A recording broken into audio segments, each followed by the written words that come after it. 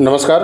मैं अपने वीडियो में लगातार कई बार ये कहता हूँ कि जब कभी आप इन्वेस्ट करते हैं, विशेष करके प्राइवेट सेक्टर के फाइनेंशियल कंपनी हो, नॉन पैरा बैंकिंग कंपनियाँ हों, आए दिन जो नए नवेले फाइनेंस कंपनी के साथ साथ इंश्योरेंस कंपनी आती हैं, हेल्थ इंश्योरेंस कंपनी आती हैं या शेयर मार्केट में इन्वेस्ट कराने वाली कई कंपनियाँ आती हैं। तो ऐसे जगह पैसा लगाने से पहले आप बहुत ही सोच विचार करें या आपके आसपास कोई इस विषय में जानकार व्यक्ति हो तो उससे सलाह मशवरा ले लें। 1, 2, 3, 4 व्यक्तियों से समझ करके तब कहीं भी पैसा आप इन्वेस्ट करें। अन्यथा आप अपना पैसा ऐसे प्राइवेट सेक्टर की फाइनेंस कंपनियां हों, इंश्योरेंस की कंपनियां हों, शेयर मार्केट हो, ऐसे जगह पर आप इन्वेस्ट बिल्कुल ना करें। ऐसा मैं बार बार अपने वीडियो में कहता हूं। अगर कम से कम स्किप करके देखने वाले हमारे जो भी सब्सक्राइबर होंगे वो अवश्य इन बातों से अवगत होंगे। लेकिन तब क्या करेंगे आप, जब प्राइवेट सेक्टर की फाइनेंस कंपनियों के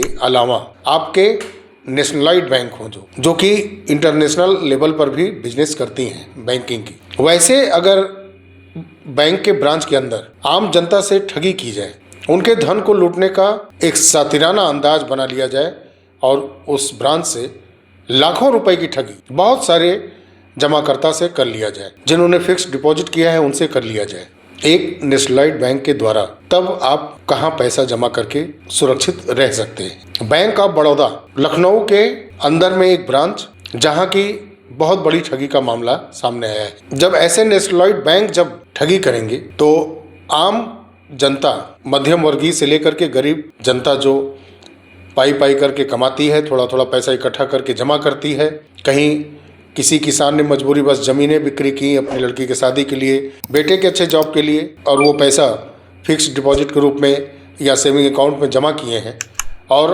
वो पैसा समय से नहीं निकाल पाए और उसको ये जानकारी हो कि उसका पैसा उस खाते में है ही नहीं, वो पैसा तो पहले ही निकाला जा चुका है या कहीं और उस पैसे को ट्रांसफ़र कर दिया गया, वो भी इसलिए कि वो पैसा आपका गलत तरीके से कमाया हुआ पैसा था, जिसकी वजह से उस पैसे को गवर्नमेंट ने अपने पास ले लिया। अब आप सोचिए कि जिसके साथ ऐसा होगा उसके ऊपर क्या बीतेगी। ऐसा ही एक वीडियो सोशल मीडिया पर इस समय चल रहा है।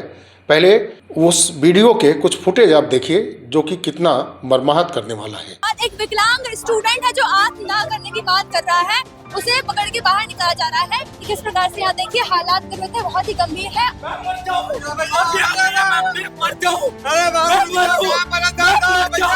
आप ये बताइए, आप ये बताओ मैं मर जाऊँ, मैं मर जाऊँ। अरे थोड़ा सा ध्यान रखिए बाबू। ये पुलिस वाले आते हैं यहाँ पे बस बैंक खुलवा के चले जाते हैं। क्यों बात नहीं कर सकते?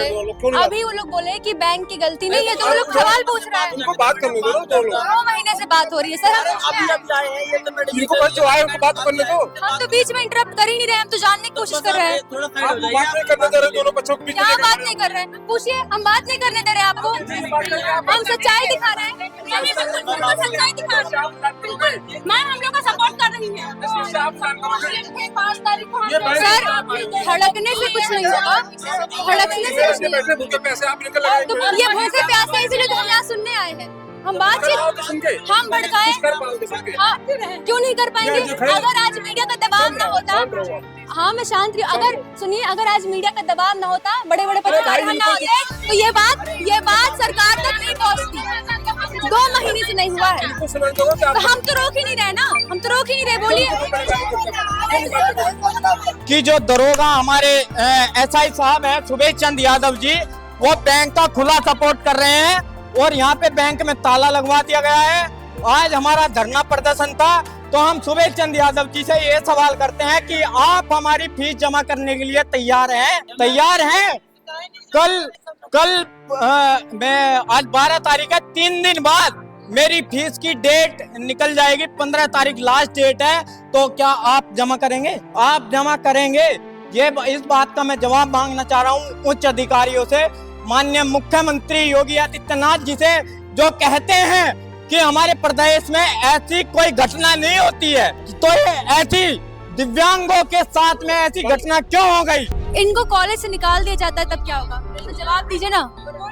कोई जवाब नहीं है मैम, कोई जवाब नहीं है इनके पास, क्योंकि पुलिस प्रशासन ने पैसे लिए हैं, सीवा से भी लिए हैं और मैनेजर से भी लिए हैं। मैं आपको एक एक चीज प्रोवाइड करवा सकता हूं, क्योंकि कैंटीन में जो मैंने सफाई कराई है उसमें 3 रजिस्टर मुझे बैंक ऑफ बड़ौदा के प्राप्त हुए। अभी तक मैं शांत था, लेकिन अब 15 तारीख आने के बाद में मेरा कैरियर दांव पे लगा है।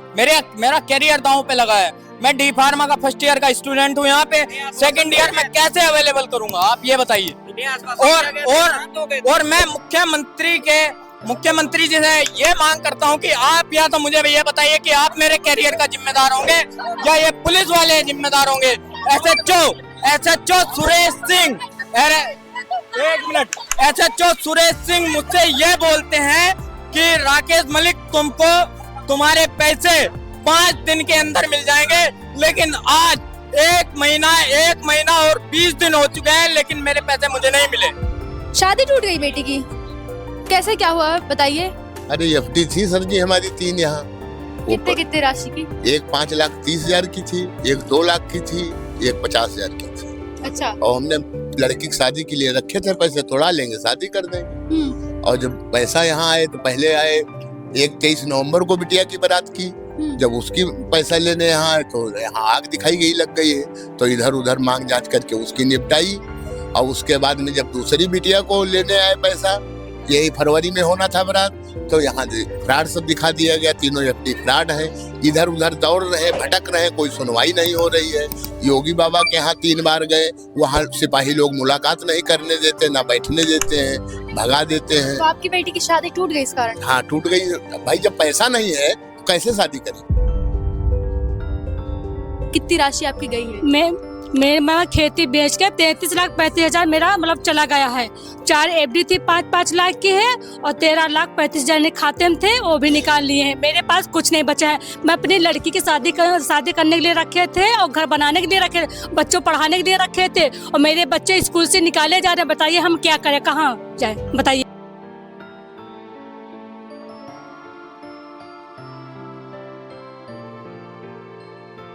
कितना बड़ा बैंक ऑफ बड़ौदा धांधली कर रहा है कि सबूत ना मिले किसी को, इसलिए उन्होंने जानबूझ के यहाँ आग लगाई ताकि दस्तावेज जल जाएं और सबूत ना बचे। कुछ ऐसी घटना हुई ना? बिल्कुल ऐसा ही हुआ है। सारे सबूत जला दिए गए हैं ताकि कोई सबूत ना साबित हो सके कि यहाँ के लोगों ने पैसा जमा किया है, डाला निकाला सारे। और यहाँ पर अगर एसएमएस चार्ज भी कटा था, एसएमएस कुछ भी नहीं आता था, और एंट्री मशीन पिछले 4-5 साल से खराब, जानबूझ के खराब की गई हुई है। अगर एप्लीकेशन देते थे हम लोग तो कहते 48 घंटे में पूरे आ जाएंगे, लेकिन अभी तक उनका 48 घंटा नहीं पूरा। हमें बताइए 48 घंटे कितने घंटे का होता है? यानी यहाँ पूरी मिली भगत है। बिल्कुल पूरी मिली भगत है, पूरा षड्यंत्र से किया गया है। हमारा न्याय बस यही है कि हमें हमारा पैसा दीजिए बस। ये दिखाई जा रही है, इतने सारे लोग मिली भगत है। फोटो को बिल्कुल क्लिक कर लीजिए, बिल्कुल ये सारे लोग मिली भगत है सबकी। इतने लोगों ने हम लोग का पैसा खाया हुआ है। हम लोग त्योहार सर पर है, सब लोग का त्योहार के, हम लोग का गरीबों का कोई त्योहार ही नहीं है। अपने पैसे के लिए हम लोग इधर उधर भटकते रहे। सबके लिए कानून प्रशासन है, दुनिया में है कानून प्रशासन सब कुछ, लेकिन हम लोग का किसी काम का नहीं है। भूखे प्यासे सुबह से सब लोग भूखे प्यासे बैठे हुए, कोई अभी तक नहीं आया हुआ है। कोई भी नहीं आया हुआ। और पुलिस भी नहीं आई समझा कर चलिए कि हम लोग यहाँ पे धरना प्रदर्शन हट जाए। हम लोग चाहे जितने दिन तक बैठेंगे हम लोग, लेकिन हम लोग जब तक आश्वासन नहीं मिले तब तक हम लोग जाएंगे नहीं। पैसा हमें हमारा खाते में चाहिए बस। कितनी राशि थी? 21 लाख ने हमने डाला था, 5 लाख निकाला, और बाकी बैंक से सारा पैसा गायब हो गया। जीरो हो गया? 0 पॉइंट। कितने दिन से आप लोग शिकायत कर रहे हैं? लमसम 2 महीने से शिकायत कर रहे हैं। अच्छा, कहाँ गए? रात में 12 बजे हम लोग चले जाते हैं मैम कि योगी जी मिल जाए। 3 बार में 1 बार मिले 2 लड़कियों को, और आश्वासन दिया कि आपका पैसा मिलेगा। बैंक कोई आश्वासन नहीं देती। थानेदार कहते हैं कि बैंक से कोई वो कागजात नहीं पूरे आ रहे हैं। बैंक वाले कहते हैं वो लोग चार्जशीट नहीं लगा रहे हैं। अब बताइए मैम हम लोग क्या करें? कौन बोलता है? लड़का बोलता है, उसका मानसिक भी रोगी है, वो दवा खाता है रोज शाम को, तब सोता है, पंचर काम करता है। तो आपको बोलता है पैसे दीजिए वरना आपको मार डाल। और क्या, आपको कहता है तुमको मार देंगे, तुम हमारा पैसा कहाँ किए हो, कहाँ डाल दिए? जबकि आप बैंक में डलवाए थे। जबकि हम बैंक में डाले। बैंक में पैसा आता था, वो बना था, क्या कहते, डिब्बा एफडी नहीं, एफडी नहीं, वो रोज खाते में पेटीएम वाला पैसा आता था, उसको इकट्ठा करके हमने एफडी करवाई। योगी आदित्यनाथ जी से आप मिली हैं? जी मैं मिली थी, वहाँ गई थी। मैं रात में 8 बजे वहाँ पहुँची थी जनता दरबार में। सुबह 8 बजे मुलाकात होनी थी। वहाँ पे भी जो है बहुत व्यवस्था अच्छी नहीं है। वहाँ के जो अधिकारी, मैं रात में 8 बजे गई थी, सुबह जो भी जिनका जान पहचान का है, वहाँ पुलिस अधिकारी जो वहाँ पे हैं, जो ड्यूटी पे तैनात हैं, हम लोग रात जाके वहाँ बैठ रहे हैं, उनसे मिलने के लिए अपनी समस्या ले जाते हैं। वो अपने जो जानने वाले हैं उनको बैठा देते हैं, उनको पहुँचा देते हैं। हम लोग जैसे लोगों को अंदर तक नहीं जाने देते हैं। वो भी मैं गई थी, बहुत वहाँ पे लड़ाई झगड़ा हुआ है, तब हमको अंदर जाने दिया है। फिर भी वहाँ अंदर जाने के बाद भी, वहाँ पे चेकिंग होने के बाद भी हमें रोक लिएगा, नहीं जाने दिया। वहाँ पर दो जगह मेरी लड़ाई हुई है पुलिस कर्मियों से, तब जाके वहाँ अंदर जाने दिया है। फिर मैं माननीय योगी आदित्यनाथ जी से मिली वहाँ पे, उन्होंने मुझसे पूछा है क्या मामला है, तो मैंने बताया बैंक ऑफ बड़ौदा में मेरा 2.5 लाख रुपए है, जो 1 लाख की 2 FD है, 52,000 मैंने कैश जमा किए थे, जो मेरे अकाउंट में नहीं डाला गया। उसकी रिसीविंग मुझे दी गई, अकाउंट में पैसा नहीं डाला गया है। तो उनको बताया मैंने, तो उन्होंने कहा ठीक है। अपने मुख्य सचिव से कहा कि इस पर के आप कार्रवाई करिए और परेशान मत, तो ये पैसा मिलेगा। लेकिन पैसा तो हर कोई कहता मिलेगा, लेकिन अभी हम संतुष्ट नहीं है। वो यहाँ भी अगर थाने में किसी से कहीं भी जानकारी लेने के लिए जाते थाने या बैंक में, तो बोल रहे हैं कार्रवाई होती है। क्या कार्रवाई हो रही है? हम लोगों से कोई पूछताछ क्यों नहीं हो रही है? हमारा पैसा गबन हुआ है। कल अभी हमने यहाँ पे आके चेक किया, मेरा 2 लाख रुपए, अब मेरा 2 लाख रुपए 3 अकाउंट में इन्होंने ट्रांसफर किए बिना मेरे किसी साइन के। यहाँ जितने भी लोग पीड़ित हैं वो शटर बंद कर रहे हैं। शटर के अंदर स्टाफ है, गार्ड है और बाकी लोग हैं, और पुलिस उन्हें बाहर निकालने का काम कर रही है। लेकिन जनता इतनी नाराज है कि पुलिस और जनता के बीच विवाद हो रहा है लगातार, और देख पा रहे हैं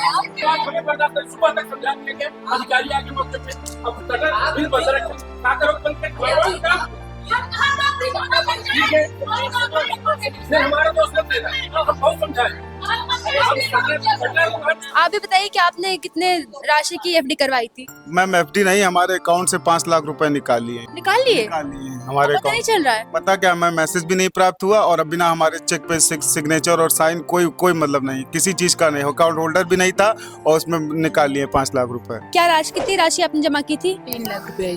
आपने 3 लाख रुपए जमा किए थे? जी। अच्छा, क्या करती हैं आप? हम करते कुछ नहीं, हमारे पति का स्टूडेंट हुआ था, वो स्टूडेंटल वाला पैसा आया था, हमने उसको बिटिया के नाम FD करवाई थी। वो फर्जी बताई गई है, और हमारा पैसा हमारे अकाउंट से दूसरे अकाउंट में ट्रांसफर हो गया। अच्छा, दूसरे अकाउंट में ट्रांसफर? हाँ, अब हमको देखने वाला कोई नहीं, हमारा हस्बैंड भी नहीं, हमारे पास पैसे भी नहीं, एक छोटी लड़की पति नहीं रह गए? नहीं, उनके स्टूडेंट हो गया था, उन्हीं का पैसा आया था स्टूडेंटल वाला। और वही पैसा हमारा FD करवाए थे, तो FD वो फर्जी बताई गई, हमारा पैसा निकल के दूसरे अकाउंट में चला गया। और हमारे पास एक लड़की है, उसको कहाँ से हम पढ़ाएं, कैसे हम क्या करें, कुछ समझ में नहीं आ रहा। आप क्या बता रही थी कि साइबर में आपने शिकायत की है? जी, करी है। अच्छा, आपकी कितनी राशि थी? 6 लाख रुपए। 6 लाख रुपए। क्या करते हैं आप? हमारे हस्बैंड ने जमीन बेची थी और मोबाइल की शॉप है। अच्छा जी, आपने नंद की शादी के लिए FD कराई थी, अकेले ही हम लोग करके। कोई सुन नहीं रहा है? नहीं, कोई नहीं सुन रहा है। यहाँ सभी लोग, और भी आप लोगों से भी जानूंगी मैं। बेटिया हम 14 अक्टूबर का अपन जमीन बेचे थे 14 अक्टूबर का, और हमारा पैसा तीसरे दिन निकल गया वो खाता तेरे। अच्छा। हाँ, 24,53,000 खाता से खाता पैसा आवा हमारे। अच्छा। हाँ, और 4 लाख के FD कराए थे। हाँ। वो रंजीत के जब यहाँ जांच करावा तो कहीं के रंजीत के खाता में पैसा दिखा रहा। हाँ, और इतना पैसा ये चला गया, हमारे आदमी का पैसा 3 लाख रुपया रहा खाता में, यहाँ उनके और नहीं हवा, एक भी नहीं बचा, 1 रुपया नहीं बचा। और बिटिया क्या हमारे 70,000 रुपया रहा है, मैं यहाँ FD कराई ना, फर्जी FD दे दी। इस वीडियो से एक बात समझ में आ रही है कि समाज के प्रत्येक जन को शिक्षित सिर्फ होना ही जरूरी नहीं है, उनको एक पैसे वाला होना बहुत जरूरी है, एक रोआबदार जीवन शैली भी होना बहुत जरूरी है, अन्यथा ये समाज ठगेगी, सुकून से जीने नहीं देगा। पुलिस प्रशासन बैंक का पक्ष ले रहा है, अपने जीवन की कमाई जिस ब्रांच में बैंक ऑफ बड़ौदा के जमा किया गया है उस पर कड़ी कार्रवाई करने की बजाय बैंक के कर्मचारियों को वहां के थाने पर ले जा करके बैठाने की बजाय, उनसे पूछताछ करने की बजाय वहां से भगाया जा रहा है, झटका जा रहा है, डांटा जा रहा है।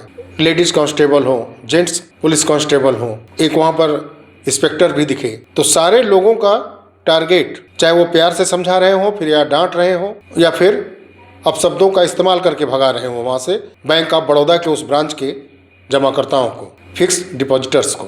ये प्रशासन का बर्ताव समझ से परे है। इसीलिए मैं ये कह रहा हूँ कि एक रसूखदार रुतबेदार लोगों का ही बोलबाला है समाज में। आम लोगों को जैसे लगता है कि जीवन जीने का अधिकार ही नहीं है, उनके कमाए गए धन का कोई मोल ही नहीं है, क्योंकि हमारे समाज से ही बहुत ज़्यादा पढ़े लिखे शिक्षित लोग ही बहुत ही सातिराना ढंग से आम जनता को लूट रहे हैं। उनके कमाए गए धन को लूटा जा रहा है और हमारे राजनीतिक सफेद पोषधारी नेता बहुत ही सातिराना ढंग से धर्म के नाम पर, जाति के नाम पर हमारे वोटों को भी अपना बना के अपना राजनीतिक करियर संवारे हैं। एक बहुत बड़ा शिक्षित समाज अपने ब्रेन का इस्तेमाल समाज कल्याण के लिए, लोगों के कल्याण के लिए, गरीब के कल्याण के लिए लगाने की बजाय उनको लूटने में लगा है। कभी वो प्राइवेट फाइनेंशियल कंपनियों के रूप में आ जाता है सामने, कभी उसी व्यक्तित्व के लोग सरकारी बैंकों के ब्रांचों में बैठे हैं और आम जनता से ठगी कर रहे हैं। और हमारा समाज शायद उचित नहीं समझता कि जो जागरूक हैं, जो समझदार हैं, वो आम लोगों को जागरूक करें, लोगों को इन ठगी करने वालों के चंगुल से बचाने का प्रयास करें। मेरे तरफ से ये प्रयास लगातार छोटे ही सही जारी रहेंगे और उम्मीद है कि हर सक्षम व्यक्ति अपने लेवल से प्रयास करेगा लोगों को जागरूक करने का, ताकि उनका पैसा बच सके और वो अपनी मेहनत की कमाई अपने परिवार के हित में ही लगा सके। कोई शिक्षित सातिर लुटेरा लूट के न जाने पाए। चलिए साथियों, मिलते हैं बहुत जल्द अगले वीडियो में। तब तक के लिए नमस्कार, जय हिंद, जय भारत, वंदे मातरम।